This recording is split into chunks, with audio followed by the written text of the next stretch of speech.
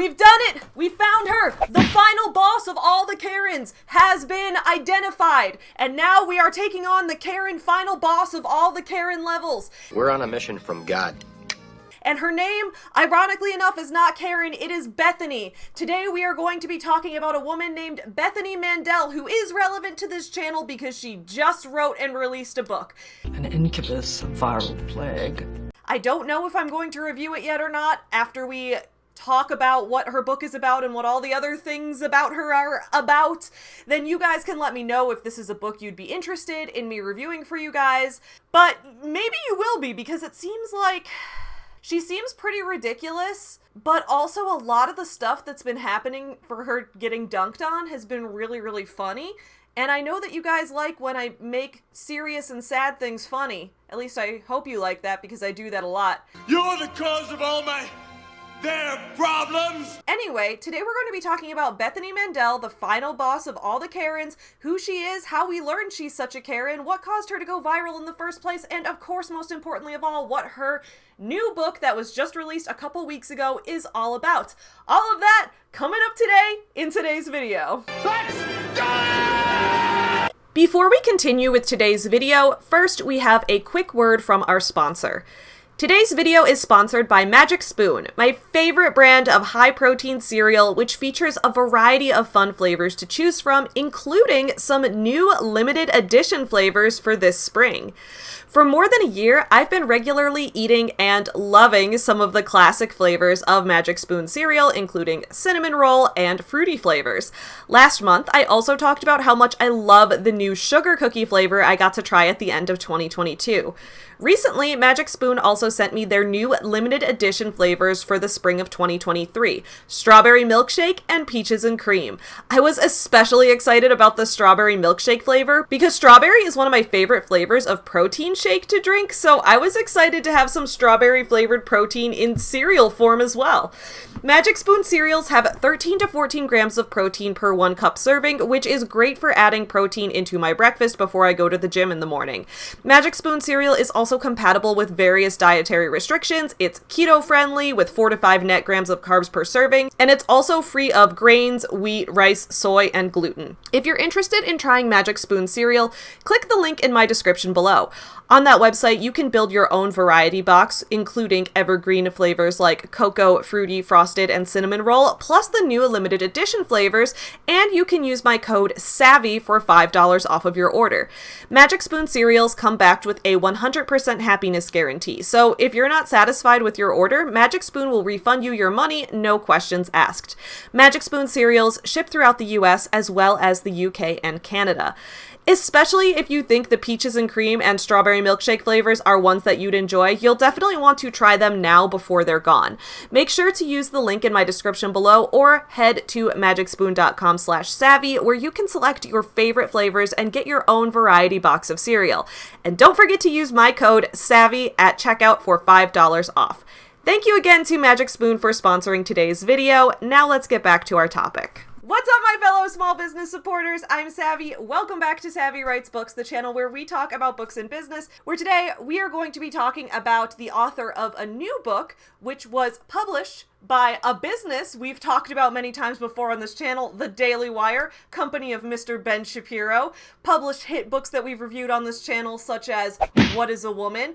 Ironically enough, I don't think they've published Ben Shapiro's books. I think like HarperCollins or something has published Ben Shapiro's books. So he likes to go with the big businesses when it's his books on the line, but when it's other people's, you know, he can do that himself. But before we get into it, please don't forget to subscribe, because multiple times a week I put out new videos all about books and business, and you won't want to miss those. And don't forget to ring the little notification bell while you're at it. In addition, I would like to thank my Patreon supporters for helping support me in the production of all of my videos, including today's. If you guys take a look in the description below, you can see Patreon supporters who give $5 a month and up. They have the option to link and promote their own things, so please check that out in the description below, where you can also find a link to my Patreon, where once to twice a week I post behind the scenes blog posts about my own life as a business owner and a writer, and just lots of fun behind the scenes stuff about my own writing process, advice and tips and things I learn along the way. You get more of that personal behind the scenes type of look. So if that's something you're interested in, go ahead and check that out. But otherwise, let's get into our topic. All right, so why has this woman, Bethany Mandel, been in the news so much lately?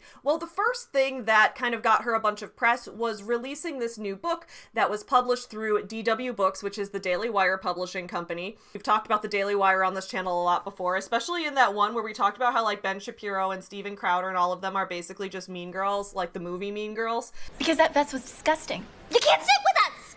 That was fun.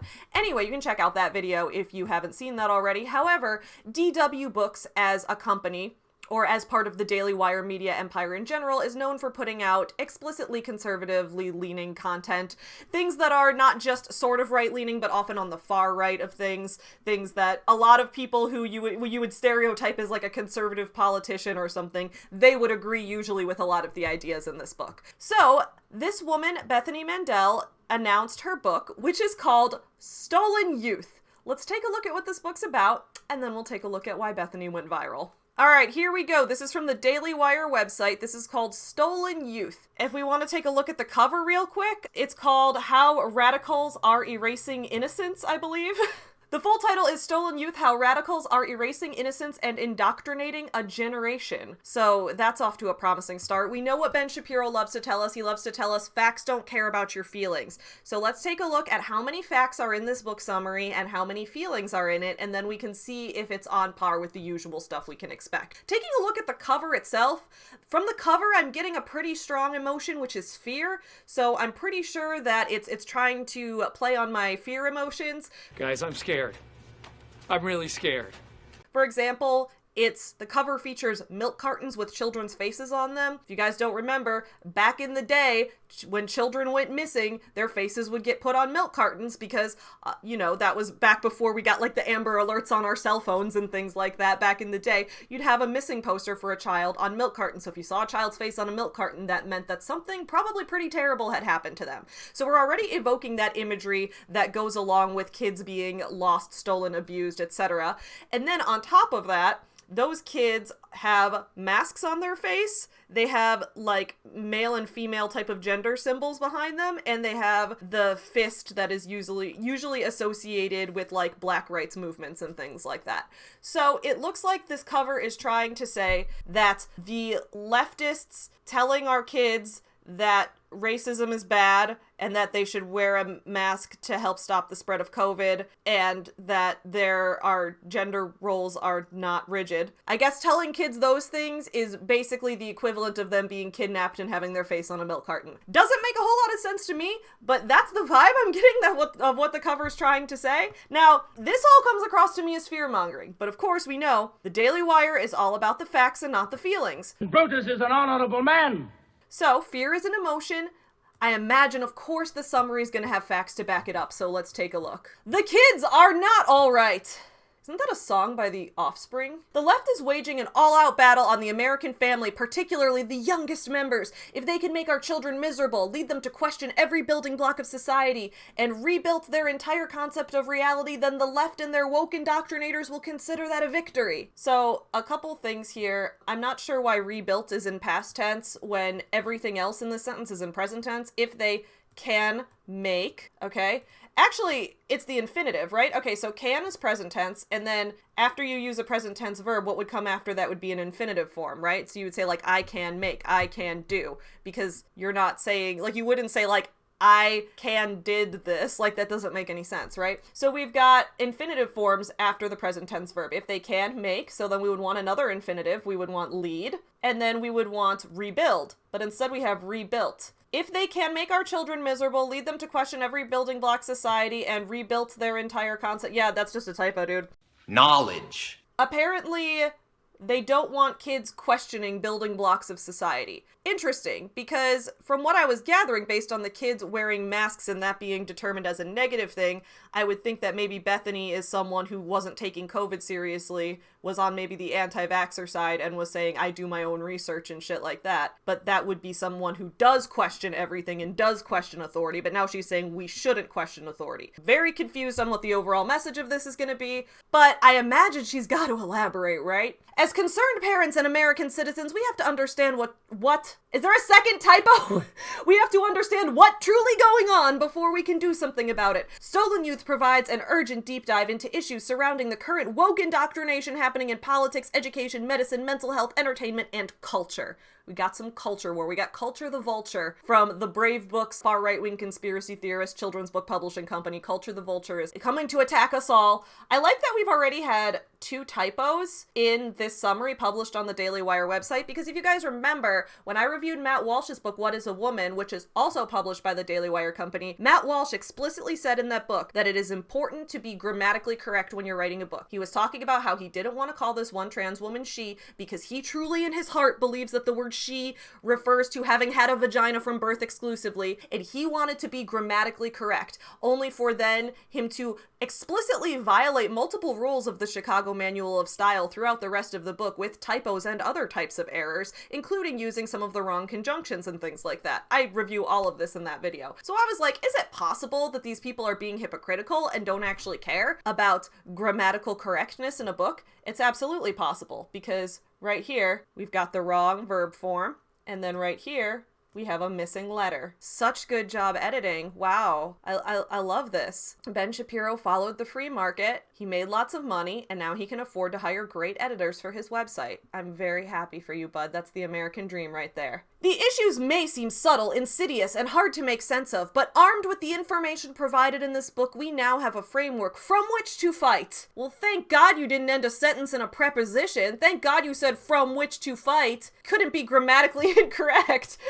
You would never do anything like that, would ya? While we may simply be trying to parent our children well and create a healthy and happy home environment, this is no longer enough. We must now go on the offense to protect our kids, and this book sheds a bright light on the reason why. You cared about not ending a sentence in a preposition, but you didn't realize that reason why is redundant. A lot of times you wouldn't say reason why if you were following most professional style guides, because reason already indicates why. It's redundant otherwise. You wouldn't say the reason how I did something, right? Like, everyone knows that the reason is going to be an explanation as to the why. Anyway, let's continue. We can no longer afford to stay ignorant. Our children's lives and the survival of our families are at stake. A win is a family who is free. Stolen Youth outlines how to fight for our children's freedom and win. All right, so we want our children's freedom, but not the freedom for them to, like, read books that tell the true history of slavery and the Holocaust and things like that. They don't have the freedom to gain accurate information. Like, we don't want that. We want freedom. We want freedom for what exactly? What do you want kids to have the freedom to do? Because according to this, you don't want them to have the freedom to go outside of prescribed gender roles, so you seem to not want kids to have freedom. Unless I'm completely misinterpreting the cover of this book. I don't think this makes a whole lot of sense, personally. This was all fear-mongering. We've got a lot of loaded language here about the survival of our families is at stake. We've got things over here about, like, it's no longer enough to just parent our children. These issues are insidious. We gotta fight this. She's using all of these, like, really, really loaded, strong active verbs to show us that this is a serious issue. So where are the facts? I'm gonna assume they're in the book. I'm gonna assume there's a bibliography or something. Maybe I'll read the book and find out. You guys can let me know in the comments below if that's something that you're interested in. However, something else I'd like to point out here multiple times in this summary is how often she talks about things being woke. She talks about the left and their woke indoctrinators. She talks about current woke indoctrination happening in politics, education, medicine, mental health, entertainment, and culture. I mean, it would be nice to see, like, any kind of indication of what specifically she means there. However, I'm open to hearing her out. Remember, when I reviewed Matt Walsh's What is a Woman, a book also published by DW Books, I talked extensively about how all language is contextual, and how when we say a word in a certain context, that word is going to mean different things than if we said it in a different context, because language only exists in relation to the other words around it and in relation to the situation. An example I gave in that review was when people say the phrase a woman's right to choose and they're talking about abortion access, the word woman in that sentence functionally and semantically means someone who can give birth, even though not all women can give birth. And that includes trans women as well as women who have gone through menopause, as well as women who deal with various infertility issues or whatever, right? Meanwhile, if you want to say, this book will examine the evolution of women's fashion over the past 3 centuries, the word women in that context would mean people who are living in accordance with feminine gender roles of the era, because you're talking about women's fashion. You can see how the word means means something different based on a different context. That's true for pretty much every word that exists, including a word like woke, which is why it's important to know exactly what Bethany means when she says that the left is indoctrinating children with woke ideology. What does that mean? So, in order to find out more about Bethany's opinions on this, we are going to take a look at the viral interview that she did with leftist commentator Brianna Joy Gray. So just last week, as probably part of her whole book promotion tour, Bethany went on this interview with Brianna Joy Gray, who was a former staffer of Bernie Sanders and is known for speaking about leftist issues and socialist type of issues and things like that. She went on this show with her, and during that interview, Brianna asked Bethany, okay, so you say that the left is indoctrinating children with woke ideology, that the world is going woke. Can you tell me what you mean when you say woke? Now, as we're going to take a look at this clip from The Hill in a second, Brianna herself acknowledges that no word means anything outside of its context, and that when she, as a black woman growing up, had heard the word woke being used in typical African-American vernacular English, it would mean people who are aware to the systemic injustices around them. It would mean people who are, their minds are open to their surroundings and things like that. And that it was always considered a pretty positive thing. However, when people who are more right-leaning tend to try to come up with their own definitions for it or use it in a negative way, it often means something entirely different, sometimes even going so far as to say that just like LGBTQ people existing is woke in some way. What does that mean? I don't necessarily know. So, Brianna, as part of the interview, decided to ask Bethany, when you say woke, what do you mean by that? All right, we're going to take a look at it. Brianna, what's on your radar? Well, Fatya, I have what might be a hot take on the word woke. Hear me out. There is no one definition of wokeness, and the conversation that's emerged about whether there is a single definition of wokeness sort of misses the point. Now, of course, I'm alluding to our now viral rising interview with author Bethany Mandel, who co-authored a book about a war the left is allegedly waging on American children. In case you haven't seen the interview, which now has a Washington Post write-up, 2 Daily Beast write-ups, and a Huffington Post write-up, which has been viewed over 7 million times on Twitter. In her interview, Mandel used the term woke repeatedly to describe the nature of this war on children. So in an effort to better understand her specific grievance, I asked her how she defined the word. Here's the now viral clip. So we're going to take a look at the clip in a second, but I wanted to give context for what Brianna was saying here, where she was saying she wasn't trying to do a gotcha necessarily. She wasn't trying to necessarily make Bethany look bad. What she was trying to do was say, hey, I get it. People use this word to mean different things. You keep saying the word woke, and I want you to tell me what you mean by that. Here's what we got. Put this on normal speed so we can really feel the tension. Consider themselves very liberal, and probably fewer of them consider themselves to be woke. And so, when we talk about traditional... What does that mean to you? Would you mind defining woke? Because it's come up a couple times, and I just want to make sure we're on the same page. So, woke is sort of the idea that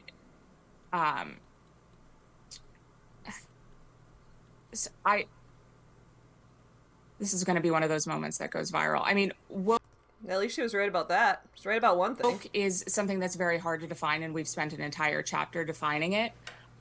It is sort of the understanding that we need to totally reimagine and redo society in order to create hierarchies of oppression. It's hard to explain in a 15-second soundbite.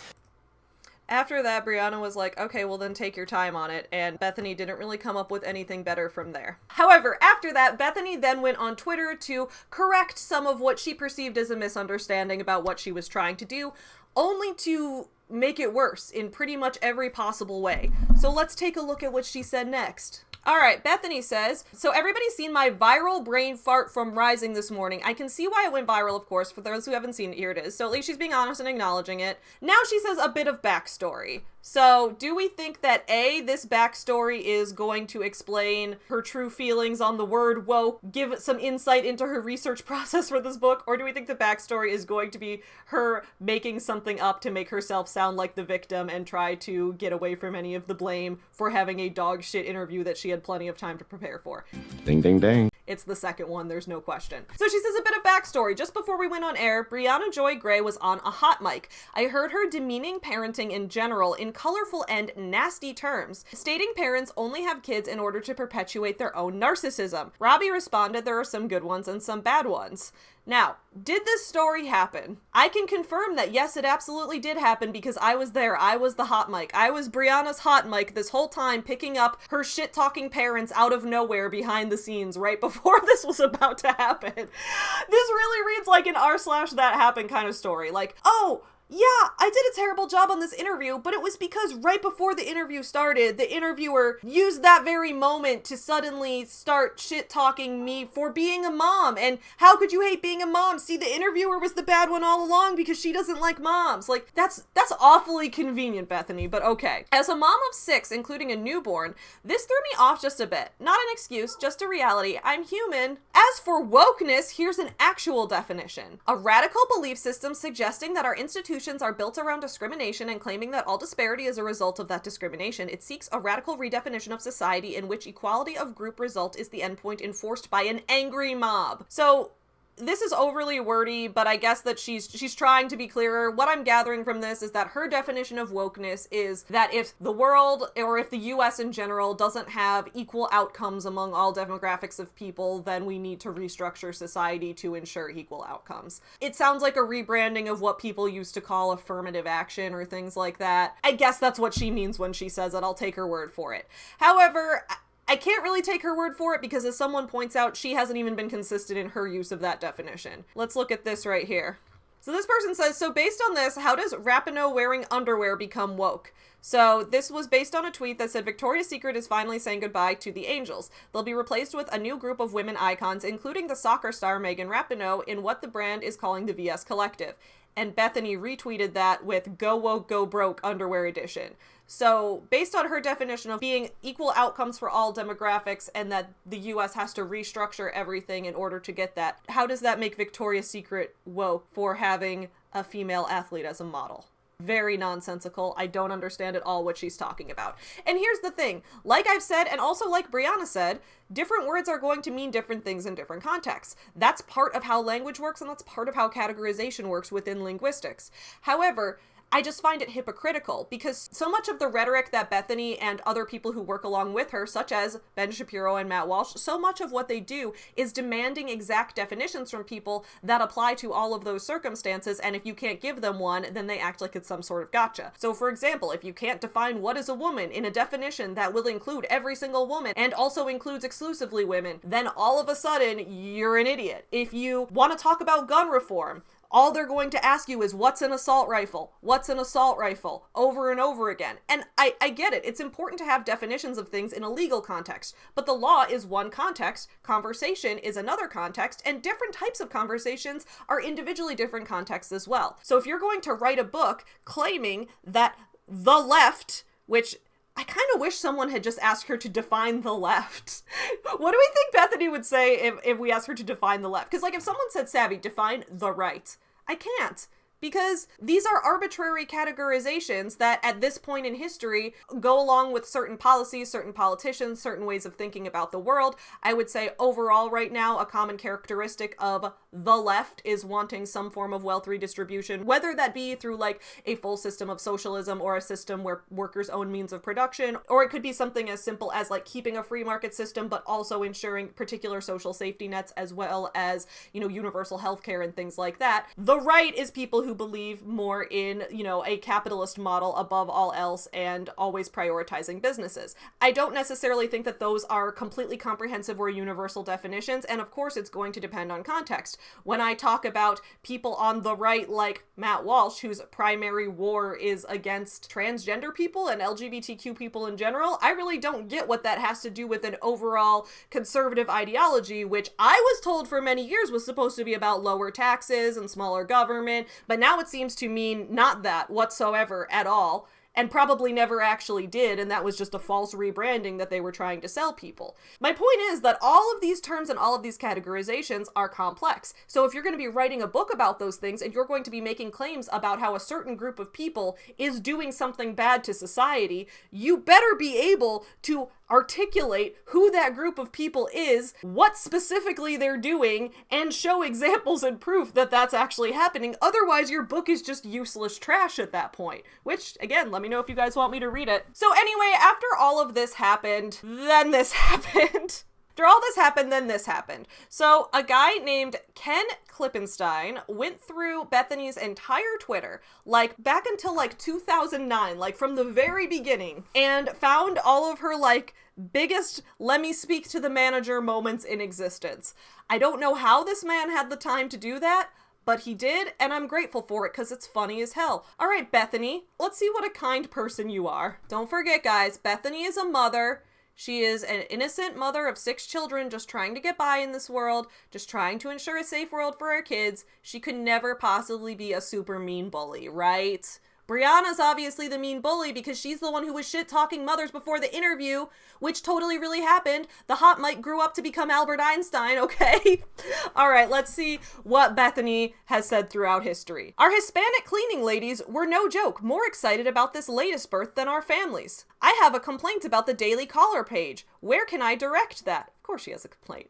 Wow, DC Metro just impressed me a little bit. I made a complaint online about the operator this morning, and they called me and said they will be retraining her. Wow, isn't it great when you put down people who are just trying to do their job? My maid is effing hilarious. Last week I was close to firing her, but now I never can. Dude, is she just like real life Lucille Bluth? This is just real Lucille Bluth in real life right over here. I was so irate at Kosher Mart yesterday that they told me they'd refund my whole order before I was even finished yelling. Wow, you like to yell at people who are just trying to do their job at the store. You're so cool. So grateful for my mom's most important life lesson. Don't accept unsatisfactory answers from customer service representatives. I'm glad that that was the most important lesson you learned throughout your life. Now she's tweeting at Alamo, I assume the rental car.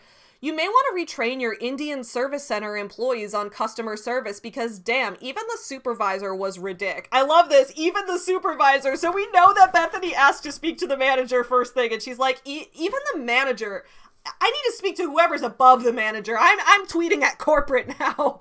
Even speaking to the manager is not enough for her anymore. Still no word from Petco about their unsafe chinchilla practices. Really don't give a damn about animal safety or customers, it seems. I tried looking this up to see what she meant by unsafe chinchilla practices. I guess it looked like Petco was selling some kind of hamster ball that they said you could use for chinchillas. Keep in mind, this was back in 2012. This was over 10 years ago. Now when you try to find what is going on about this, it mostly brings up her tweet. But they, I guess, had some kind of hamster ball that wasn't safe for chinchillas, and she was very angry about this. I guess she has a pet chinchilla or something. Or maybe she doesn't. Maybe she just really likes to complain. The driver on the 830 route from New York City to DC is incredibly rude. I've never been treated this badly by someone in customer service. It seems like you get treated that badly by customer service every day somehow. I wonder how. AT&T needs to learn customer service. I can't tell you how many times I've heard, I can't override that from their reps in the past 6 hours. Do Instacart shoppers try to make your shop more expensive because they know their tip is a % of your bill? I've noticed they get the biggest cut of salmon, replace 10 apples with 3 5-pound bags, etc. The alternatives always seem to cost me more. If you're a delivery person and your only job is to get me to sign the receipt and you don't bring a pen, your tip is lower. Sorry. That's so rude. Also, who doesn't add the tip when they're first checking out with their order? Do people still tip on the receipt nowadays? I don't know. I usually leave my tip. It's like when you order from a restaurant or something online, you can usually add the tip before you check out, but okay. So here she's talking about somewhere she went where she says, I wrote a really nasty tip too. I won't go back. Cool. She doesn't tip. Love to see it. And then as our finale, our grand finale, the finality to the saga regarding Kosher Mart, and I got the delivery guy at Kosher Mart fired, and my entire $200 order was refunded. Bethany is so happy and so smug about making people's lives at Kosher Mart miserable. We love to see it, by which I mean we don't. That's awful. Bethany, stop being so mean. It may also not surprise you that Bethany is very into the pro-life movement, the anti-abortion movement, not wanting people to have access to abortion. Here's what she tweeted about it. I'm not going to read it. You can just look at the screen.